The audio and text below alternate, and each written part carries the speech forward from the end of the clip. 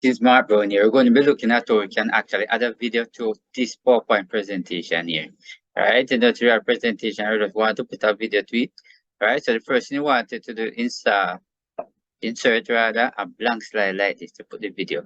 Now when you insert this blank slide, now you're going to go up to the top where it says insert. You're going to click on word insert. When you click on word insert, you're going to go all the way to your right. You notice where it says media.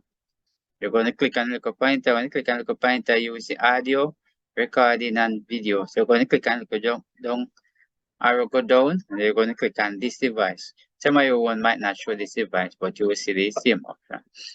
Alright, and if you notice, these are some video right here. I'm going to click on this one. I'm going to come over here, click on insert. When I click on insert, there you go. If you notice it actually put the page, I can put the cursor right up here along the left side of the mouse. I touch button and actually carry it in like this. Alright, I'm actually sizing it up so that it fit directly on the slide. And not only that, I can actually come up here just the same and actually get a format. I can click on this little pointer right here.